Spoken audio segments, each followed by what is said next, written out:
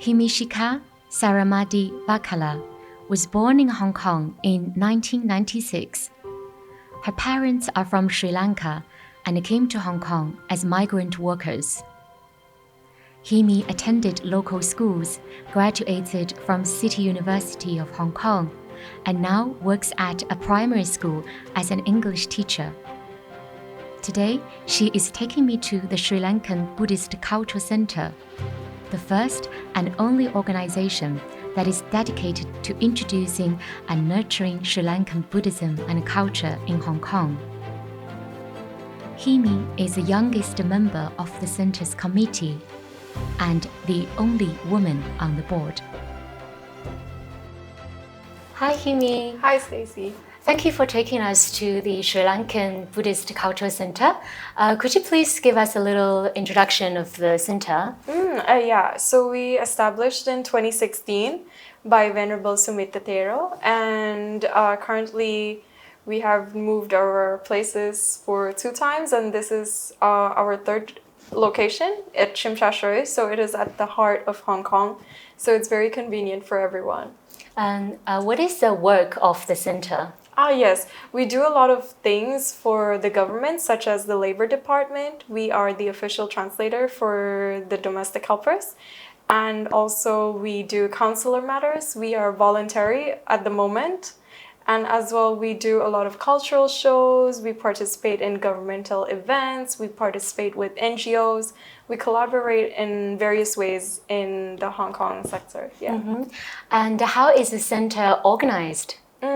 So it is founded by the spiritual founders, Venerable Sumitha Thero, and there's a team of us of around 10 people, and we are all in different areas of the center. So some are in educational, some are like me in public relations, some are in cultural. So we do separate all the duties for each of us so that we can oversee whatever the operations the center needs. Mm-hmm. Yeah. And you're all volunteers? Yes, absolutely. We're 100% volunteers who dedicate our time to operate the center, but it's all from our own hearts and kindness. Mm-hmm. Yeah. That's very impressive. And what are your main sources of income then?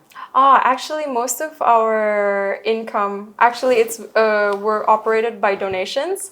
So most of the donations come from migrant workers, actually. And migrant workers, they don't really earn much. They earn less than Hong Kong $5,000. And yet they still donate money so that we can continue our operations in Hong Kong. And they're very devoted Buddhists in Hong Kong, but also we do have a lot of donations from the local community, from the expats, and also the professional community as well. Yeah. I think it's very inspiring because people usually think that usually if you're well off, then you can make donations for charitable causes. But it shows a lot because they are very, even though it's $50, if it's $100, it's all from your kindness and your heart. It doesn't have to be big sum. Even if you donate $5, it could help with the cause in the center, and it could potentially help us in any areas. Yeah. Mm-hmm. The center regularly organizes Sri Lankan cultural events as well as Buddhist rituals and ceremonies. Most of the participants are women, migrant workers, and the breadwinners of their families. There are about 370,000 domestic workers from South and Southeast Asia in Hong Kong, who make up 5% of the city's population. Each Sunday, on their only day off, they gather in Hong Kong's public spaces where they can spend time together without spending money, leaving them more to send back home. But workers from Sri Lanka can also come to their own center. Here, they can stay connected with their cultural roots and faith in this foreign land. Supported by volunteers, the center also provides free Cantonese and English language classes, as well as visa application and bank transfer assistance. All the work is carried out under the spiritual guidance of the center's founder, Venerable Shigiriye Sumitha Thero. Theravada Saranai. Venerable Sumitha, what brought you to Hong Kong, and why did you found the Sri Lankan Buddhist Cultural Center in Hong Kong? I came to Hong Kong to follow my master's in 2015. That was the only intention for me to come to Hong Kong. I wanted to follow my master's, therefore I applied, and I was selected. Then I came 2015 to Hong Kong in order to follow my master's at HKU. Mm-hmm. So after 3-4 months from my arrival, I met some Sri Lankans, and I came to know that there is no any place for especially for Sri Lankans, and the people, those who like to learn about Sri Lankan Buddhism and Sri Lankan culture. I heard that there is not a place in Hong Kong. In Sri Lanka, we have enough temples. In other countries, we have so many Sri Lankan temples and Sri Lankan cultural centers and Buddhist centers. So I thought it's a good chance for me. In a way, it is a challenge. So I discussed with some of Sri Lankans, and I suggested, if you like, to help me to start a center here to share Sri Lankan Buddhism, Sri Lankan culture, and there are so many things, right? So yeah, they happily accepted my idea, and in 2016 December we gathered and we finalized, and 8th of December 2016 we started our center, first center situated in Prince Edward. That's how we started our center. Apart from serving the Sri Lankan community in Hong Kong, the center actually offers diverse Buddhist courses and programs for Hong Kong locals. Could you please tell us more about that? Buddhism is not only for Sri Lankans. Everyone is this. Everyone who is in this cycle of birth, they have suffering, they have unsatisfactoriness. So Buddhism is for everyone. Therefore, I thought this is another chance for me to share Buddhist knowledge, especially ancient Buddhist teaching, Theravada Buddhist teaching, to the people, those who are very interested in learning Theravada Buddhism. Therefore, I started some classes, some courses, Sri Lankan Theravada Buddhism, and especially Theravada Buddhist meditation. Right? There are many foreign students from China, from Europe, and from other countries. There are many students in Sri Lankan universities, those who are following Sri Lankan Buddhism. So if I do that here, that will be very helpful for the seekers. Hong Kong has a very busy environment. You know, everyone is very busy.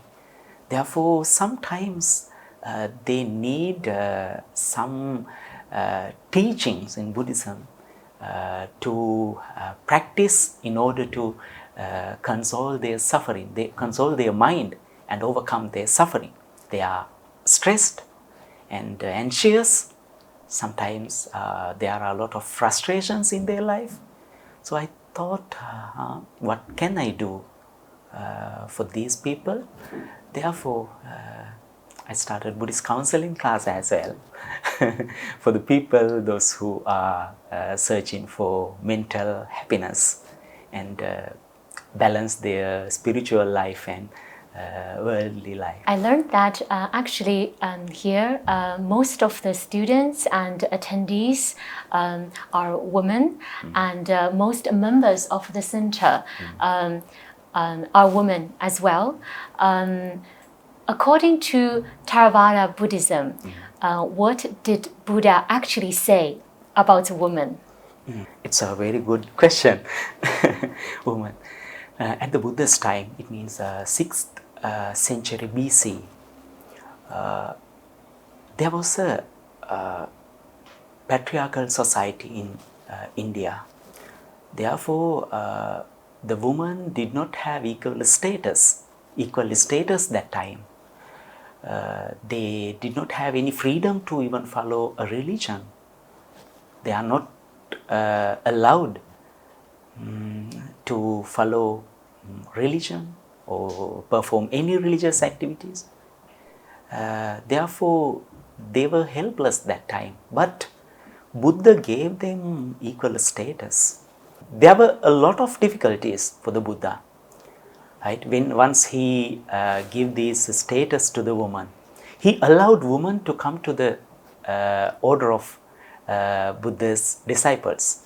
We have order of nuns. Buddha established that. So, Buddha says, even the woman is in a position to realize the Noble Eightfold Path, right? If someone is willing to end all this suffering, then indeed that person has to follow Noble Eightfold Path. Noble Eightfold Path does not have gender. Male, this is for female, no. Noble Eightfold Path is common for all. And this is a very good story. There was a very popular king at that time. That name of that king is Kosala. His wife delivered a baby girl. Then king was very upset. I was expecting to have a son. Then he was very upset and he went to the Buddha, and then Buddha expressed the importance of the woman that time. Ittipihi ekachya seyo posa janadipa medhavini silavati sassu deva patibbata. Right? The meaning of this is, it is in Pali, the meaning of this is Ittipihi ekachya, sometimes the woman is superior. Right? Seyo posa janadipa, therefore you have to treat her well. Right? This is the advice of the Buddha. Sometimes the woman is superior than the man. Therefore, you have to treat her well. Why? She can be a good mother to a great king who rules the whole world. Right? That king was generated by a woman. Therefore, you have to treat her well. She has that power. Therefore, Buddha has given that respect to the woman. So, in this way, the Buddha has given a prominent place to the woman as well. Therefore, even in Sri Lanka, the mother is respected. She is venerated. Even in Sri Lankan society, normally in Sri Lankan society, the woman is very devoted and they are very religious. There are 12 full moon poe days per year, and every full moon poe day there is a religious program in every temple in Sri Lanka. If you go there and see, you will see nearly 80%, 90% of the attendees are women. You know, they are very religious, as well as they are very interested in studying and learning the Buddha's teaching. Okay, Himi, so let's talk about you. Okay. Where are you now in your life? Currently, I'm working as an English teacher at a primary school. So this is my second year in after my graduation. So I'm quite happy there. Hong Kong is an international city, but most of the time we hear about the local Chinese ethnicity and also Western expats. But actually, there are many other communities that have been in Hong Kong for generations. Yes. For example, the Sri Lankan community and also Nepalese and Indian. Yeah. What was it like for you to grow up in Hong Kong? I would say Sri Lankans, not many of them are throughout the generations. We do have a couple of families in Hong Kong that grew up, like the Indians, like the Pakistanis, like their grandparents or their great-grandparents migrating here to Hong Kong. But Sri Lankans are mostly migrant workers, or in the expat community, they're bankers. So it's usually the first generation being us kids here in Hong Kong. So growing up as a Sri Lankan in Hong Kong, I feel like I have lost my identity throughout my childhood because I studied in a local primary school and I felt like I didn't really belong into any segments. I'm not really a Hong Konger, yet I'm not very Sri Lankan either. So it felt like I'm a lost child, or like as we call them, third culture kids. So, but it's nice that I slowly found my culture and found my way and purpose in life and who I am today. Yeah. Yeah, so actually it's quite contradictory. While you feel lost, but you also have a lot of advantages. For example, you understand different cultures, Yes. And then you speak Cantonese, Sinhalese, English. So you gained a lot from this growing up experience. Yeah. But at the same time, also feel not sure about where you actually are and your identity. Yeah. And actually, living in Hong Kong is very hectic, and especially at your age now, you have to think a lot about your future, your job, and more. Then why do you still volunteer at the center?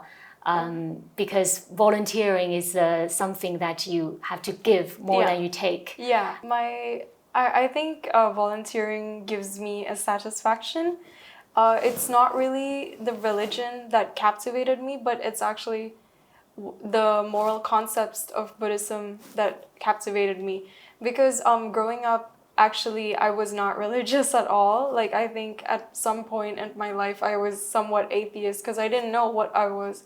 And after like learning about my own culture and learning about Buddhism, like it really gave me a sense of belonging and identity, I guess, that I did not have. Because when I was growing up, like we would go to temples, but I wouldn't understand what they're talking about. And it's sermons in Sinhalese, and I wasn't fluent in Sinhalese. So it was quite difficult. And while learning it, it really gave me a motivation. Okay, I need to do something and give something back to the community. Since I volunteer heavily already, like with the Hong Kong side in our primary school or secondary school, even university. So giving back to my own community gives me that satisfaction of helping out and giving something back to them so that they can flourish themselves. Yeah.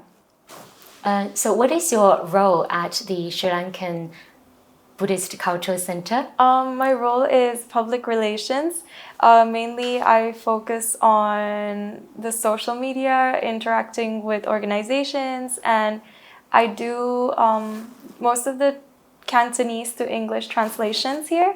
And also, I do voluntarily teach Cantonese in the center as well. Yeah. 2022 has been extremely challenging for Sri Lanka. Yeah. And recently, the center did a fundraising initiative Yeah. To donate medicine and equipment to hospitals in Sri Lanka. Could you please tell us more about that? Okay, so basically we have a serious political crisis and an economical crisis in Sri Lanka, which hit everyone quite bad back home. And us being away from home, it's quite difficult because you feel quite helpless. You don't know what to do. While people are fighting for their lives, they are struggling to meet ends, or they can't even find their next meal. They don't know when they're going to have their next meal. So it was quite heartbreaking to see. And especially the medical sector, we saw quite a lot of posts of doctors using their phone flashlight to operate surgery in Sri Lanka. And that was very heartbreaking for many of us seeing this. And so I guess like that political and economical turmoil really like motivated us like to do something for back home. And we created a fundraiser for Sri Lanka for the medical sector so that we can help more people to receive the healthcare that they deserve, because it's not their fault that, you know, they're going through this. They deserve a proper treatment. So we have successfully fundraised 1 million Hong Kong dollars. And what's the most surprising part is raising 100,000 within 3 days, because we did not expect that response. We thought maybe, okay, we might raise 20,000 and they'll be, you know, they'll be okay. You know, we can raise something, at least something. But when why was your expectation were quite low? Because we did not expect people to be so passionate and so willing to help. Yeah, willing to help a country that they don't know much of. Well, maybe we're famous for tea, maybe we're famous for jewelry, but you know, that economical crisis, people cared for Sri Lanka as a country, and they were very willing to help further. They were asking us, oh, is there anything else that I could do to help you? And it was very touching because people were very passionate and they were very kind-hearted. Yeah. Yeah, I think what was also very touching is that you actually donated all the money that you raised, 100% to Sri Lanka. Of course. And actually for operations, you need to spend time and other costs would occur too. So who made that decision? I think Bante was the sole decision. Like usually we have a team of us and then we would go to Bante and discuss it. And then we have made it really clear, because this is a fundraiser and of course 100% should be going to Sri Lanka. Nothing goes to us. We are all very passionate volunteers who wants to give more to Hong Kong, but also give more to Sri Lanka. So we do what we can while being here in Hong Kong. Just now you mentioned that you actually did not grow up with Buddhism, like your peers who are born in Sri Lanka, for example. But now you're very much involved with the Sri Lankan Buddhist Cultural Center in Hong Kong. So what does it mean to be a Buddhist for you? I feel like being Buddhist, it's not a label for you to just stick on your forehead and be like, yes, I am a Buddhist, and I take sil, I take the fast during full Poya day. It's also being a kind human being. It's being a human to humans and being a human to everything around you. Being kind is Buddhist. Being loving is Buddhist. And that's something we all should have, I think. Me being a Hong Konger, I feel like I tend to not care about my environment way too much. You know, even seeing... unfortunately, like, there are events where, like, I have ignored people in need or maybe animals in need. But then, like... to become a Buddhist is to be kind, to help what you can. You don't have to give 100% of yours, but even doing a small part of it is already good enough. So I think everyone should, no, I'm not saying everyone should be Buddhist, but everyone should have that kindness in them. Yeah. So now you are still very young and you just entered work place. If we look into the future, what kind of woman do you want to be? I hope to be someone who can inspire the younger ones, because I understand it's not as much as before, but just because you are a girl doesn't mean you can't do things. You can definitely do things just as equal to a man. And yes, it's good to see that there's a lot of changes throughout the years, and I don't have to go through many of the things my mother went through. I don't have to go through things my grandmother has went through, and that's really nice because it's them who shaped us, and it's them who paved the way for us in order to enjoy this freedom till today. And I hope there's more freedom in the future for them. Yeah. Okay, great. Thank you. Thanks. Thank you so much. Thanks. Yeah.